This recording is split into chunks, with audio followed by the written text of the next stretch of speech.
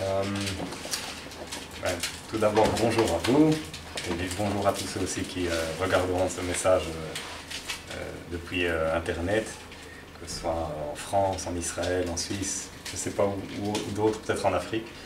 Que Dieu vous bénisse richement et en abondance. Et vous aussi, ici à Jérusalem, ça fait plaisir d'être avec vous, avec votre petit groupe ici à Jérusalem, que Dieu vous bénisse. Donc aujourd'hui, je voudrais qu'on ouvre dans Romains chapitre 5. Ah ok. Oui, on est le Shabbat, je ne connais pas la date. 18 me dit-on, donc Shabbat 19. Shabbat 19 2019, au mois d'octobre. Donc voilà. Donc comme je le disais, vous pouvez préparer déjà vos Bibles au l'épître aux Romains, au chapitre 5. On ne va pas le lire tout de suite, mais vous pouvez déjà le préparer. Comme ça, c'est fait. Romains, chapitre 5. C'est un chapitre que nous avons lu en famille, notre petite famille, il n'y a pas longtemps, il y a peut-être il y a 2 semaines, quelque chose comme ça. Et on avait été assez bénis et encouragés par quelque chose de spécifique qu'on avait lu dans ce chapitre. Et je vais essayer de vous en parler, de vous le ramener, et puis aussi de développer un peu autour de ça. Vous allez comprendre de quoi on parle très bientôt. Alors, la question, pour ouvrir le message, c'est est-ce que ça nous arrive de temps à autre d'être découragés, de passer des moments difficiles. Ligmar. Alors peut-être que vous allez me dire, pas forcément découragé au point où on perd tout espoir, ou peut-être même on ne croit plus en Dieu, ou on doute en Dieu, bien que je suis sûr que l'ennemi parfois voudrait nous amener à ce point-là. Et c'est possible que parfois on arrive aussi dans des vallées ou dans des fossés où on doute, pas forcément en Dieu, mais on doute peut-être de ce que Dieu veut de nous, ou pourquoi ces choses nous arrivent, pourquoi nous devons traverser certaines difficultés. Donc ça, je pense que c'est en tout cas une vérité pour chacun d'entre nous, c'est qu'on traverse des difficultés, et je pense sans doute chaque jour. Il y en a qui traversent des difficultés plus difficiles que d'autres, et il y en a qui traversent des difficultés plus light, dans un certain sens. Si on va à l'extrême, il y en a même qui vont jusqu'à payer de leur vie, n'est-ce pas, pour leur foi par exemple. Il y en a qui sont malades, il y en a qui vivent de la pression au travail, toutes sortes de difficultés. Donc l'échelle est assez large, hein. Mais il n'en reste pas moins que c'est quand même des difficultés, même si certaines sont plus faciles à vivre, entre guillemets. Est-ce qu'il y a quelqu'un qui peut dire qu'il aime être malade? Je ne crois pas. Ou qu'il aime être critiqué ou moqué injustement? Parce que la critique, ça peut parfois être juste aussi, hein. Je vais faire le point. Est-ce qu'il y a quelqu'un qui peut dire qu'il apprécie être dans le manque? Manque de nourriture, d'argent, des choses dont on a besoin au jour le jour, de vêtements. Quelqu'un peut-il prétendre aimer être sous pression au travail ou aux études, si vous êtes encore jeune et que vous êtes encore à l'école ou à l'université? On vit tous des périodes où on est sous pression. Ce sont des choses qui arrivent. Alors évidemment, d'une manière naturelle, je crois qu'aucun d'entre nous ne peut dire qu'il aime vivre des choses comme ça. Naturellement, nous préférons vivre dans le repos et la paix, dans la sérénité, que dans la difficulté, la maladie, la pression, la persécution, peu importe. Mais pourtant, nous vivons ces choses-là quand même, n'est-ce pas, à certains degrés. Donc ces choses font partie de notre vie. Alors, bien souvent, on ne peut même pas les éviter. Parfois, on peut éviter la difficulté, mais parfois, ça dépend pas forcément de nous. Donc, je prends un bête exemple, la maladie ne dépend pas forcément de nous. La plupart du temps, même, ne dépend pas de nous du tout. Si on est malade, on est malade. On ne peut pas gérer ça, enfin on peut gérer jusqu'à un certain niveau, mais on ne peut pas contrôler ça si oui ou non on va être malade. Donc prenez par exemple l'exemple de Job, hein. C'est l'exemple classique de l'homme qui souffre. Donc Job, pour ceux qui, je pense que la plupart d'entre vous connaissez très bien l'histoire de Job, mais bon, on va admettre qu'il y a peut-être parmi les gens qui nous écoutent qui ne connaissent pas très bien l'histoire de Job. Donc je résume très vite. Job était un homme prospère, très riche. Il avait une grande et belle famille, ce qui nous est dit. Il avait beaucoup de propriétés, beaucoup de biens, et sans doute plus que la plupart des hommes qui vivaient dans sa région, ou même oui, dans sa région à cette époque-là. Donc on pourrait qualifier la vie de Job avant qu'il commence à souffrir d'une vie, je dirais, bénie, une vie abondante. Et pourtant, un jour, les épreuves commencent à tomber sur Job. Job, le pauvre, commence par perdre ses enfants, et puis il commence à avoir des ulcères et des maladies, ses maisons brûlent, ses champs brûlent, ses animaux meurent. Il ne lui reste finalement plus rien, et Job en arrive vraiment au point où il ne reste plus que son corps couvert d'ulcères, et ses amis, entre guillemets, qui essayent de trouver les raisons pour lesquelles Job est maudit à ce point, ou pas maudit, mais en tout cas, pourquoi il souffre à ce point. Peut-être qu'il a un péché qu'il n'a pas avoué. Sa femme aussi, elle reste autour de Job, mais elle lui conseille déjà de se suicider, n'est-ce pas, de mettre fin à ses jours, parce que sans doute Dieu l'a abandonné et il ne reste plus rien à espérer, donc autant mettre fin à ses jours.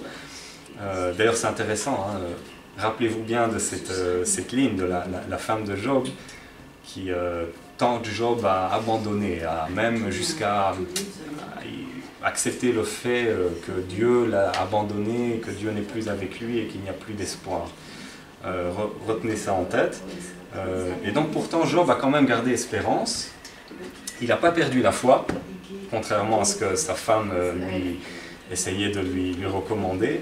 Et eh bien, il est resté ferme dans son assurance que Dieu était avec lui. Et il n'a pas non plus, il a fait le bilan, il n'a pas non plus trouvé de péché qui aurait pu provoquer ce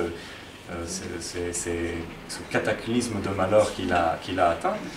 Et donc il est resté fidèle dans la foi malgré les difficultés. Alors je reviens à nous et je vous le redemande, est-ce que vous avez des moments difficiles à traverser parfois? Je suis sûr que oui, et moi aussi, on en a tous. Alors comment est-ce que vous vous sentez quand vous traversez ces moments?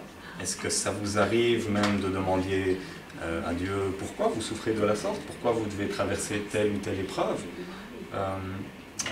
Alors bien sûr, parfois, je fais un petit écart, parce qu'il se peut que nous vivions dans un péché, par exemple, ou que nous nous endurcissions dans un péché spécifique, et que nous refusions de nous repentir, ce qui peut provoquer des jugements, n'est-ce pas?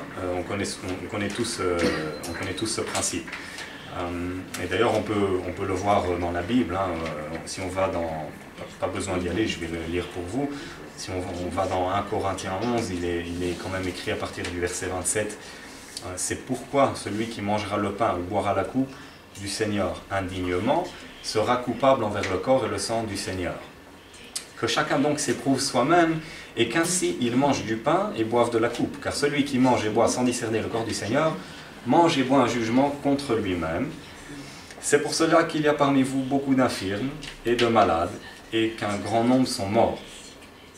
Si nous nous jugions nous-mêmes, nous ne serions pas jugés.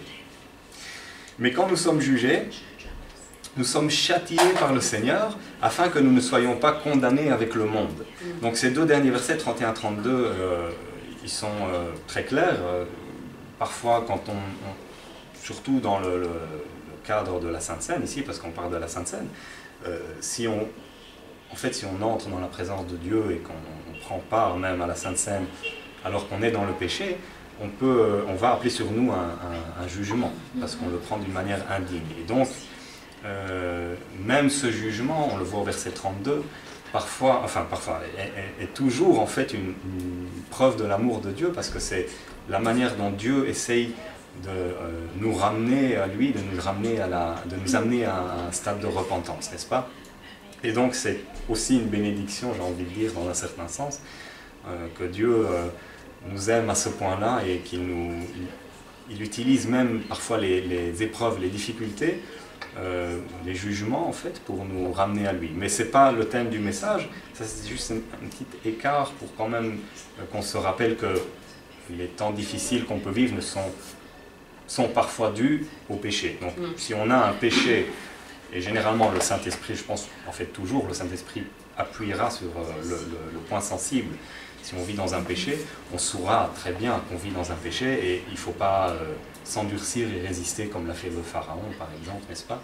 Mais il faut tout simplement se repentir et revenir à Dieu et je pense que il n'y a pas beaucoup plus à faire que ça, c'est très simple. Alors maintenant je reviens sur la ligne du message. Lorsque nous traversons des souffrances, est-ce que c'est toujours à cause d'un péché caché ou un refus de se repentir? Forcément non. Job, par exemple, comme on en a déjà parlé, a été mis à l'épreuve, non pas à cause de son péché, d'ailleurs il le disait lui-même, il n'avait pas de péché sur la conscience. Quand il s'est auto-observé, il n'a pas trouvé de péché qui aurait pu provoquer ces difficultés. Alors si tel est le cas, c'est-à-dire si l'épreuve n'est pas forcément un jugement ou une correction, une manière de nous ramener à Dieu, alors pourquoi est-ce que nous devons souffrir? Quelle est la raison qui fait que nous devons passer par des moments difficiles? Pourquoi est-ce que Dieu permet ces choses-là?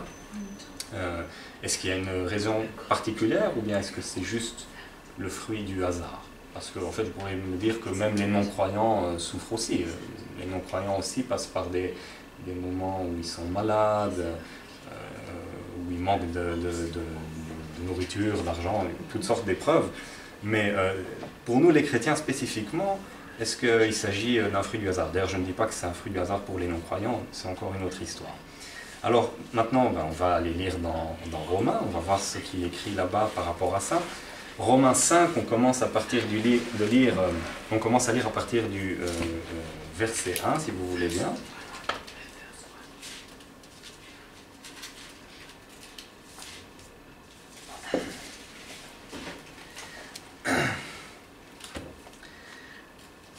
Romains 5, verset 1. Étant donc justifiés en vertu de la foi, nous sommes en paix avec Dieu par notre Seigneur Jésus-Christ.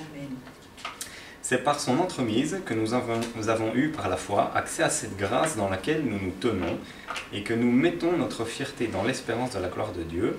Bien plus, nous mettons notre fierté dans les détresses, sachant que la détresse produit l'endurance, l'endurance une fidélité éprouvée, et une fidélité éprouvée l'espérance. Or, l'espérance ne rend pas honteux, puisque l'amour de Dieu a été répandu dans notre cœur par l'Esprit Saint qui nous a été donné.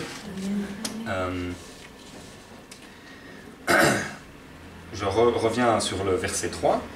Bien plus, nous nous glorifions nous-mêmes dans des afflictions, sachant que l'affliction produit la persévérance. Ça dépend des traductions, mais l'idée est la même. La persévérance amène à la victoire dans l'épreuve, et cette victoire, l'espérance.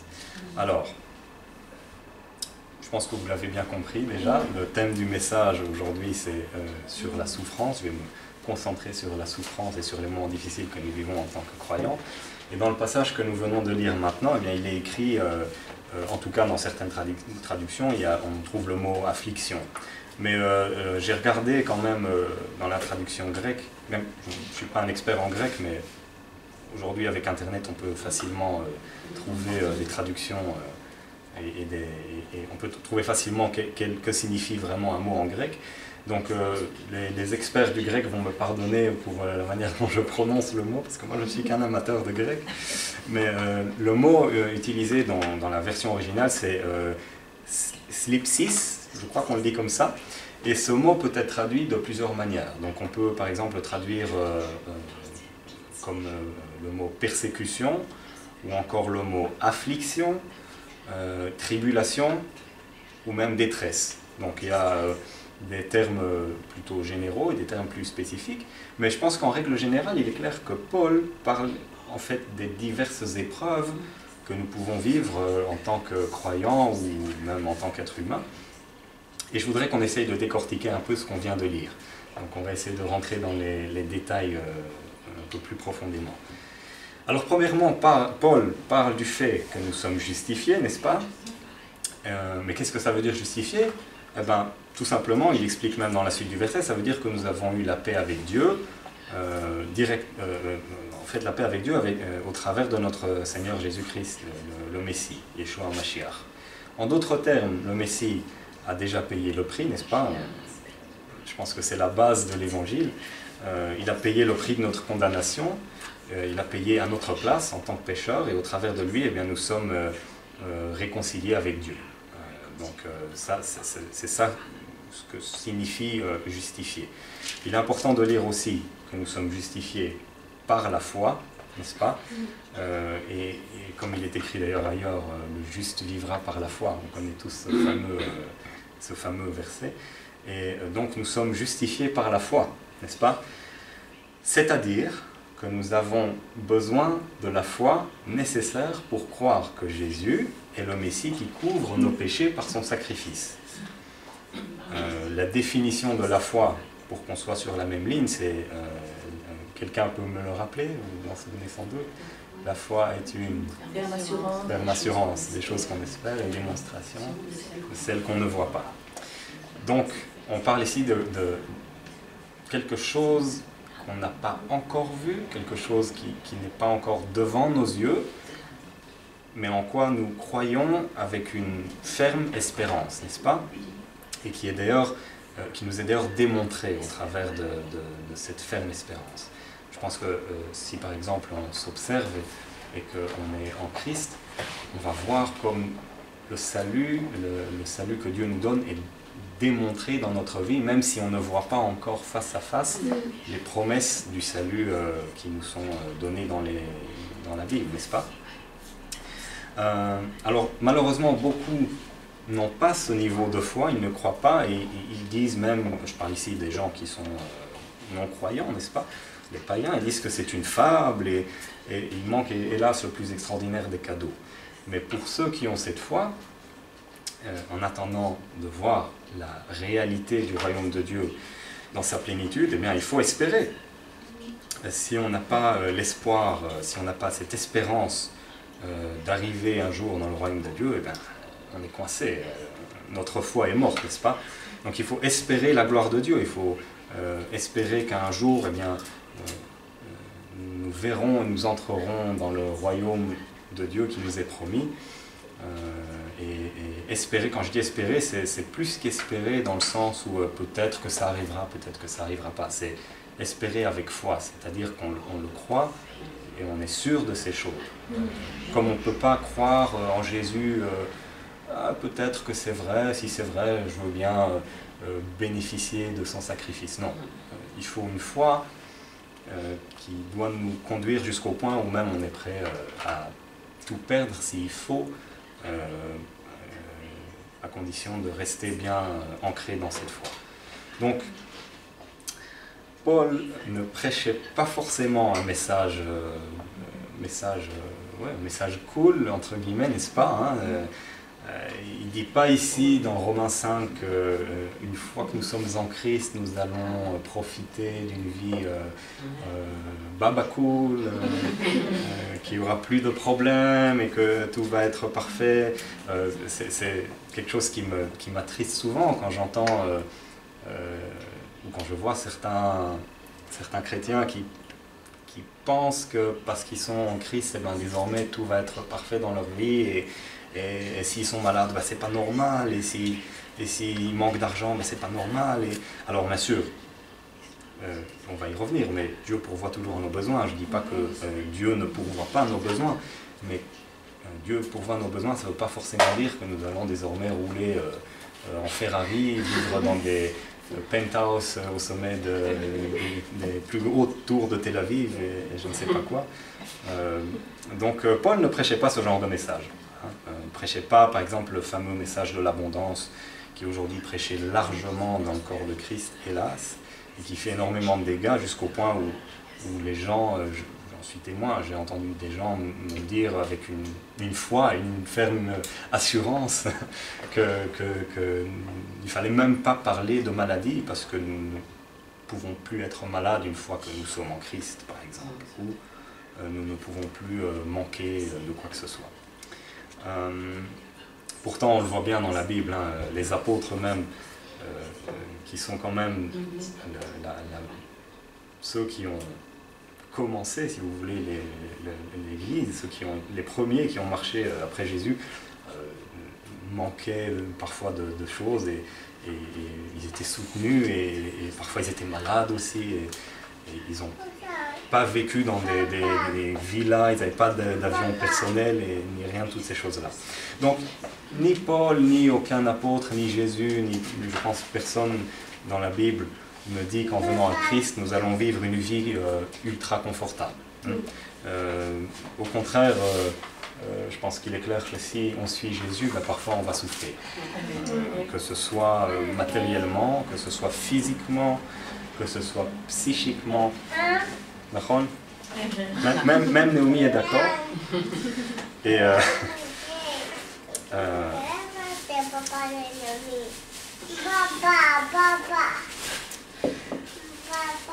maintenant, je pense que bien souvent, c'est subtil, hein, mais je pense que bien souvent, on a quand même cette idée que si on est en Christ, eh ben, on va être béni et qu'on va vivre une vie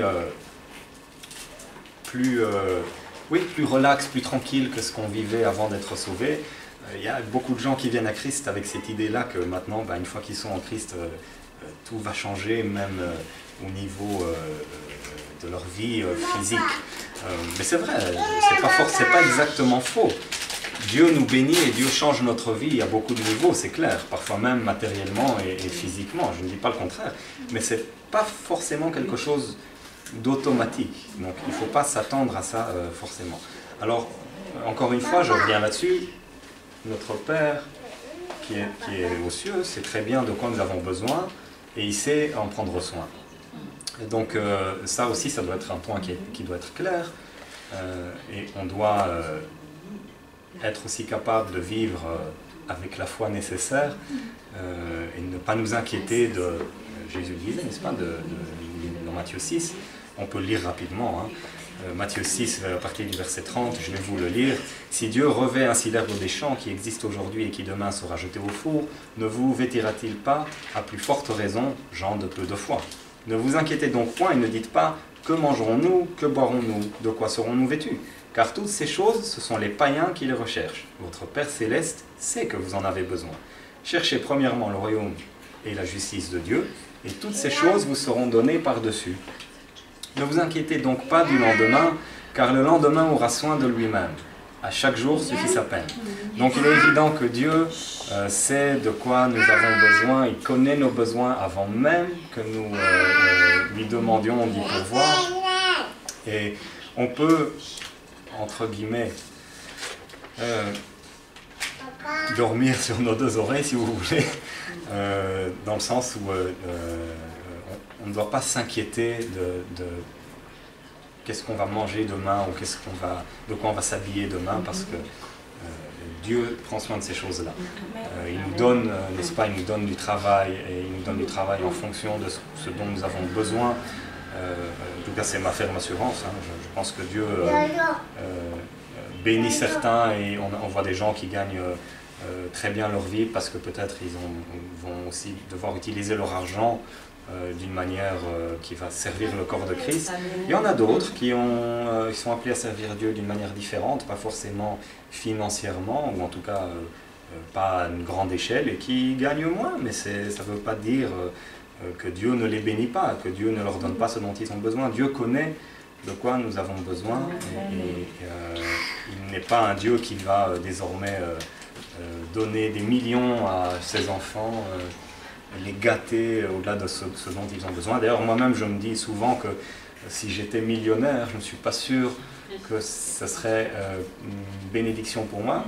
je ne sais pas, je ne veux pas dire n'importe quoi, mais il est fort probable que si j'avais beaucoup d'argent, eh bien, je la dépenserais peut-être d'une mauvaise manière. Et je pense que Dieu connaît ces choses-là. Et peut-être que si Dieu ne permet pas que nous soyons des gens riches, c'est parce qu'il y a une bonne raison. Dieu connaît nos cœurs, Dieu sait très bien. Donc, on va revenir maintenant à Romains 5 et on reparle des difficultés que nous pouvons vivre. Paul dit ici que nous nous glorifions même dans les afflictions. Alors, on l'a dit plus tôt, le mot utilisé par Paul dans le texte originel peut être la persécution, l'affliction, la tribulation, la détresse. Et je pense que chacun peut donc s'y retrouver, chacun peut se retrouver à ce mot d'affliction. Est-ce que la persécution est quelque chose qui nous concerne? Est-ce que ça nous arrive d'être maltraité ou mal vu à cause du nom de Yeshua, à cause de notre foi en Yeshua, Mashiach? Je pense que oui. Encore une fois, à des niveaux différents, il y en a, comme on l'a déjà dit plus tôt, qui ont perdu leur vie à cause de leur foi. Il y a des tas d'exemples dans la Bible, mais aussi de nos jours, ça arrive encore dans certains pays, les pays musulmans très spécifiquement. Être chrétien là-bas et vivre une vie en tant que chrétien, ça peut vous coûter très très cher, jusqu'à la vie. La persécution, ça peut aussi être quelque chose de plus simple. Hein. Vous pouvez aller au travail et être mal vu, être moqué par vos collègues parce que vous croyez en Jésus. Ça fait vieux jeu, c'est mal vu de nos jours. Et puis aussi, par exemple, si on vous demande qu'est-ce que vous pensez, par exemple, de l'homosexualité ou de tous ces thèmes qui sont devenus tellement populaires de nos jours, comment allez-vous répondre? Si vous êtes des enfants de Dieu, ben vous allez répondre comme il faut, vous allez expliquer avec amour, bien sûr, que c'est un péché et que ce péché mène à la mort comme les autres péchés. Et je peux vous garantir que si c'est ce que vous faites, vous allez sans doute être mal vu par la plupart des gens, peut-être même plus que mal vu, parfois moqué, peut-être même plus que moqué, parfois maltraité. Je suis sûr que la plupart d'entre nous, si ce n'est tous, l'avons vécu à un moment donné ou un autre. Et si ce n'est pas le cas, c'est peut-être aussi un indicateur intéressant sur notre niveau de vie spirituelle. Hein. Si on a peur de dire aux gens autour de nous qu'on croit en Jésus, si on a peur d'expliquer ce que ça veut dire croire en Jésus, si on a peur de proclamer le nom de Jésus et d'expliquer aussi la bonne nouvelle du salut aux gens autour de nous, c'est peut-être qu'on manque un petit peu de foi et un petit peu de... Bon, je suis gentil avec vous, hein, mais ça devrait nous allumer les lumières rouges. Donc voilà, ça c'était aussi un petit écart, mais important à dire. Alors au-delà de la persécution, l'affliction, terme général, est-ce qu'on l'a vécu à un moment donné ou à un autre? J'en suis sûr. C'est un terme qui peut être appliqué d'une manière générale, à mon avis, hein, à tout ce qui se produit, tout ce qui produit en nous de la tristesse, n'est-ce pas, de l'abattement. Alors, est-ce que vous êtes malade? Est-ce que vous ressentez de l'affliction quand vous êtes malade? J'imagine que oui. Moi, quand je suis malade, en général, je me sens pas bien. Donc, je suis un petit peu dans l'affliction. Est-ce que vous êtes maltraité par un tel ou une telle? Évidemment, vous allez ressentir de l'affliction. Est-ce que vous avez été critiqué injustement, calomnié injustement? Calomnier, c'est toujours injuste, mais vous allez ressentir de l'affliction. Et je pense que l'idée est claire. Donc, le verset clé que j'ai retiré de ce passage, c'est vraiment dans la deuxième partie de ce verset. Donc, le verset 30. Non, pardon, pas le verset 30, je m'embrouille. Le verset...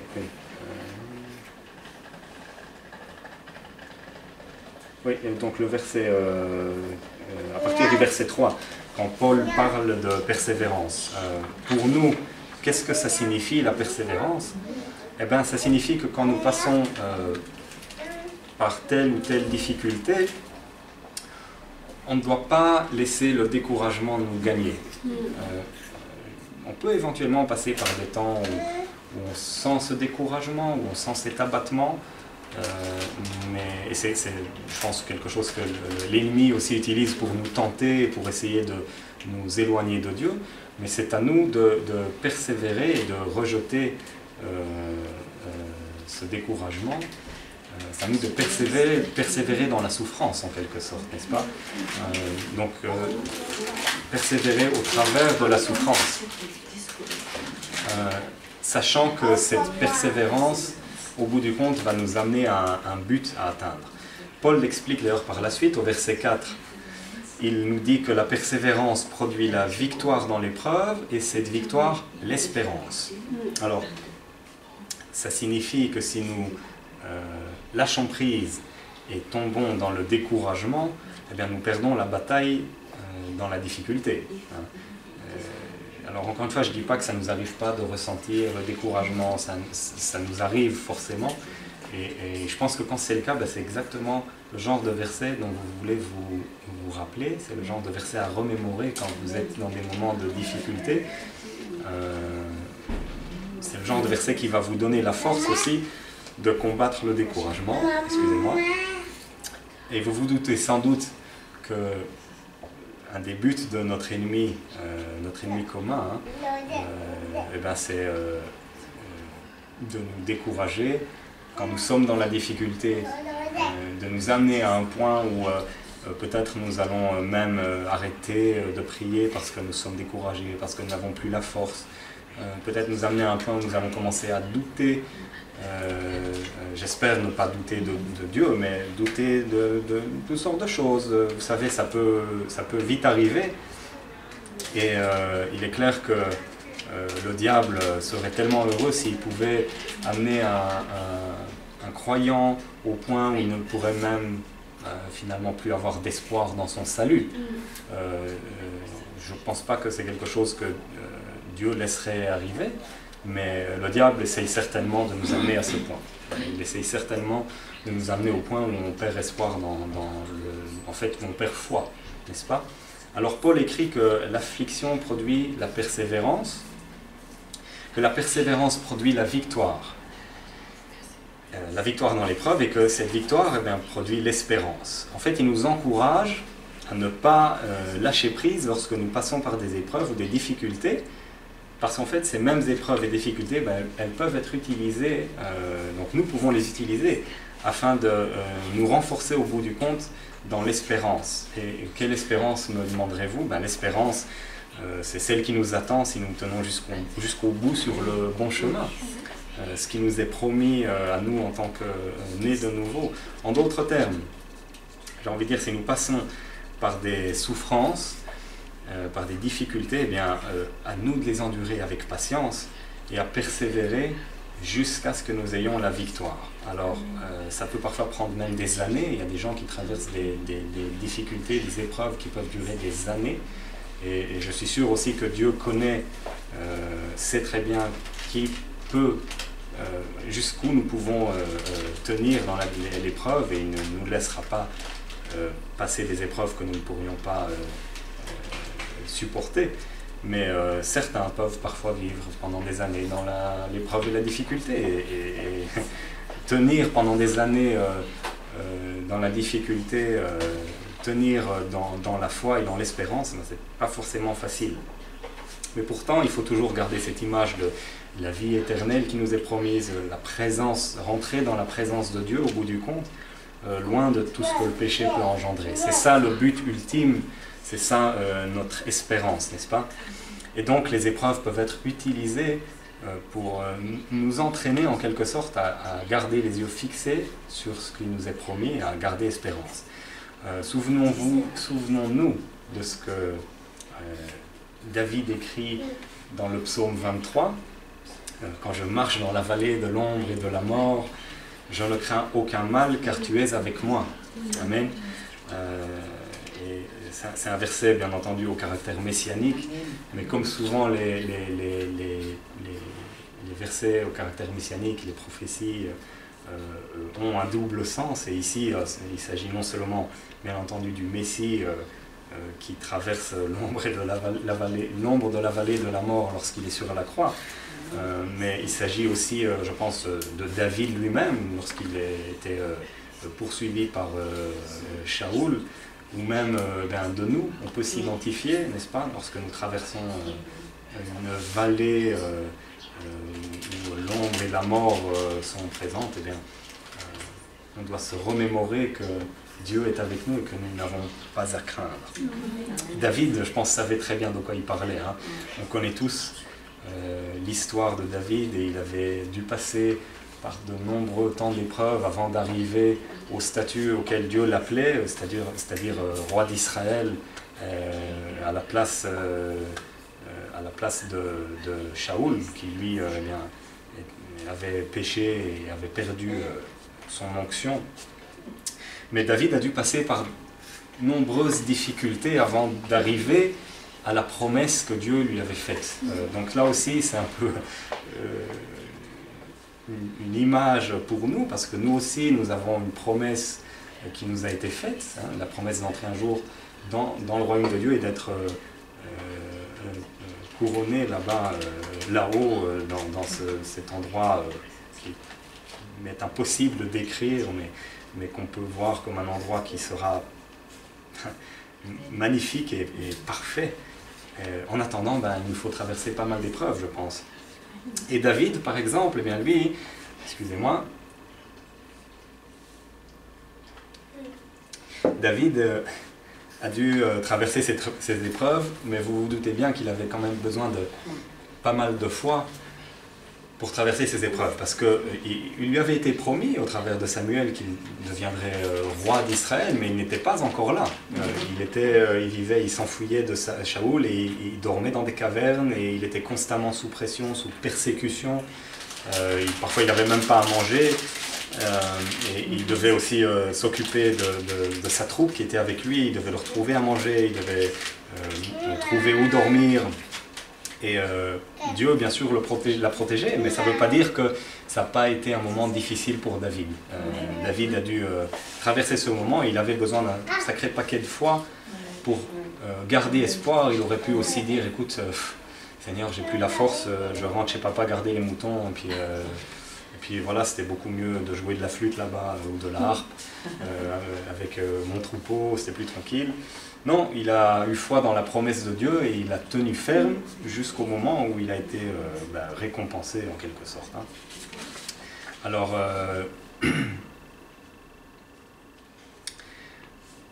afin de nous encourager quand même, je voudrais citer quelques autres exemples de personnes dans la Bible qui ont gardé confiance. On a pas mal d'exemples dans la Bible de gens, de personnages comme ça qui ont traversé des temps très difficiles et qui ont reçu des promesses, et qui ont eu besoin de mettre leur foi en Dieu pour traverser les difficultés en attendant de recevoir la promesse. Donc Job, on l'a cité plus haut, est resté confiant et est resté dans la persévérance jusqu'au bout. Dieu ne lui avait pas promis qu'il lui rendrait tout ce qu'il avait perdu.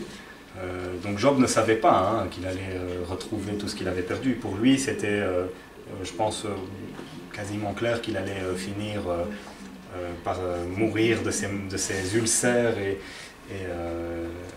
aller vers Dieu. Mais il ne se doutait sans doute pas que Dieu allait finir par lui rendre la santé, des enfants, des biens et des propriétés, plus encore que ce qu'il avait avant. Pourtant, il est resté fidèle jusqu'au bout, ce qui est encore, j'ai envie de dire, plus remarquable que quelqu'un qui a une promesse, parce que Job ne savait pas. Mais il est resté confiant en Dieu, et finalement, Dieu lui a rendu tout ce qu'il avait perdu au centuple. On a aussi Abraham, n'est-ce pas? Abraham, c'est l'exemple typique de l'homme qui marche dans la foi, qui se lève, qui part juste sur un mot de Dieu, qui abandonne son confort et qui part pour la terre promise avec sa famille, son troupeau et ses serviteurs.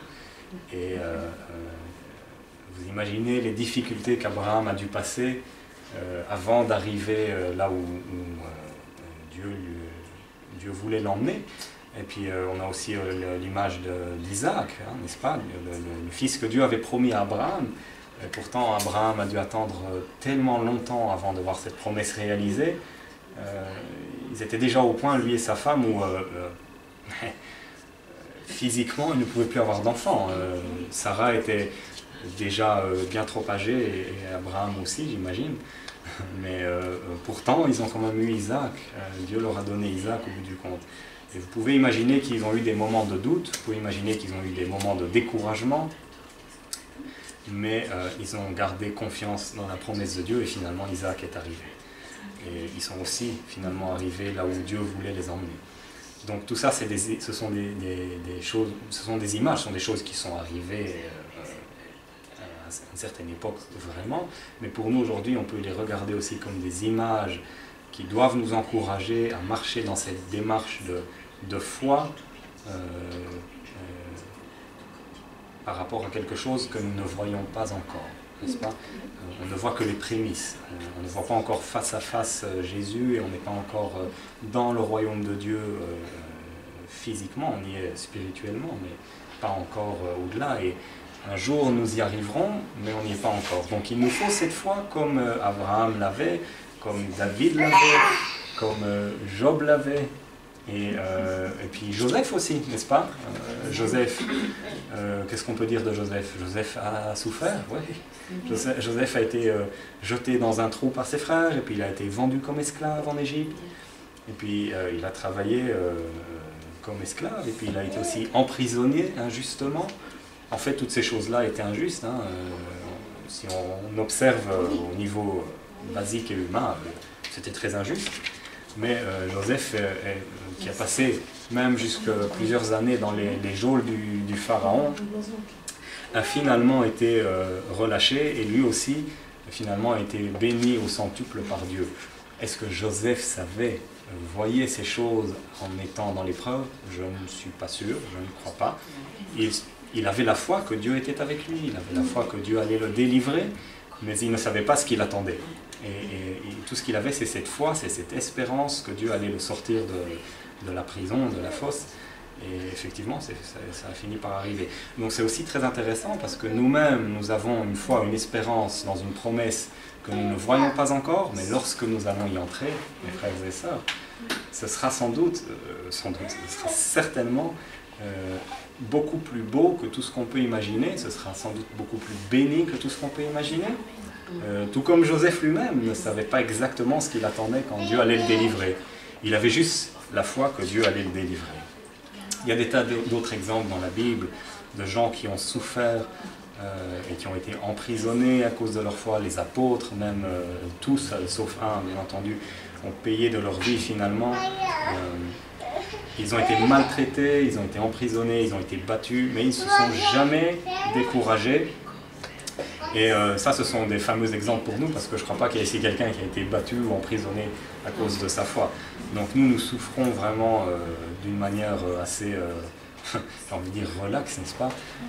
Merci Seigneur, d'ailleurs, je suis reconnaissant.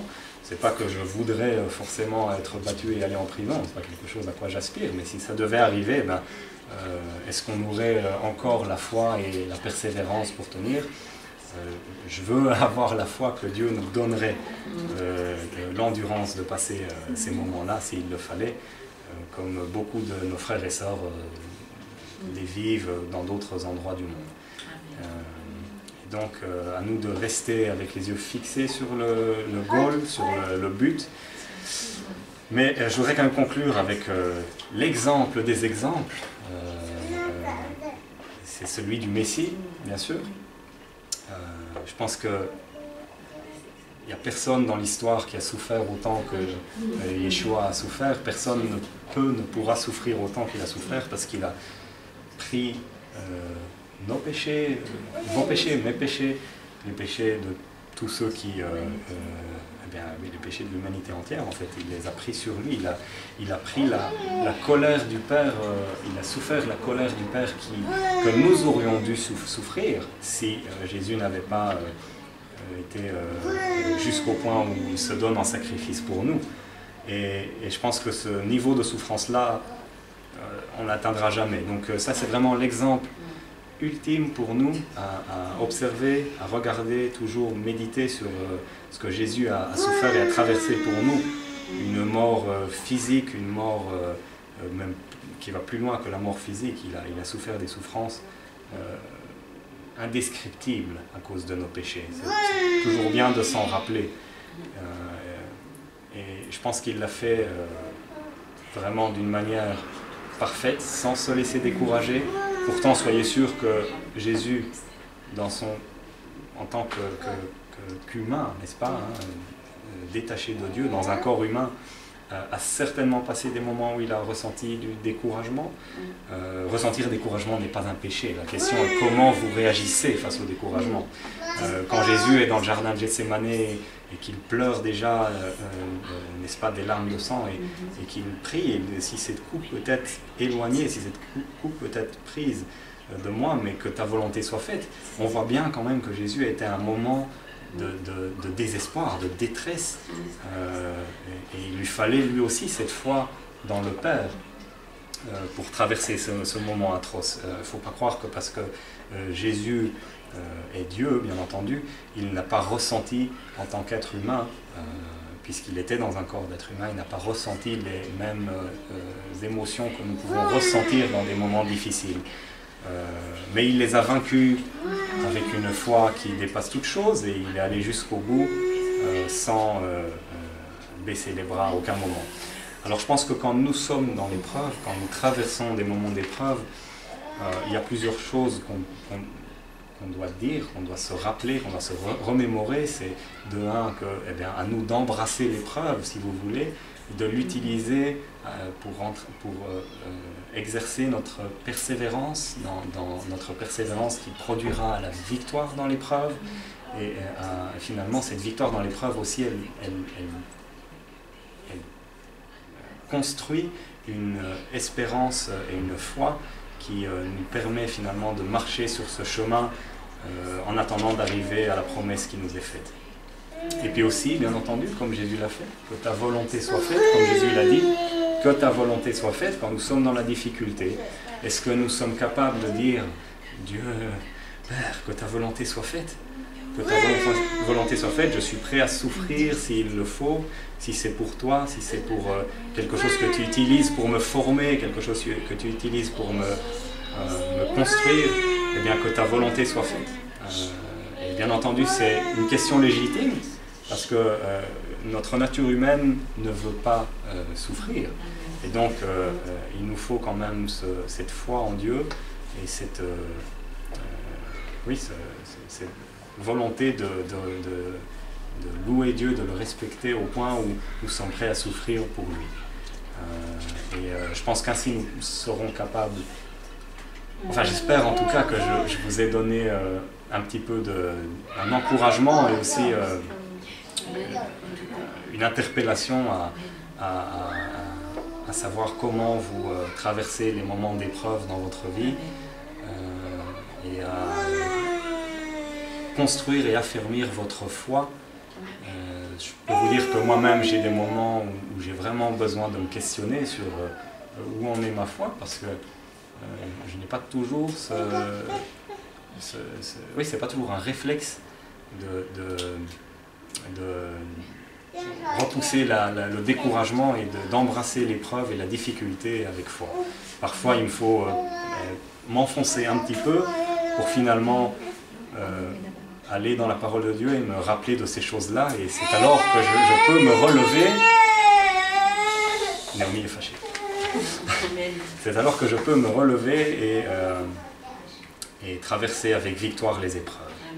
Donc effectivement, n'essayez jamais de traverser les épreuves par vos propres forces, bien sûr, mais toujours par la force que Dieu nous donne au travers du Saint-Esprit.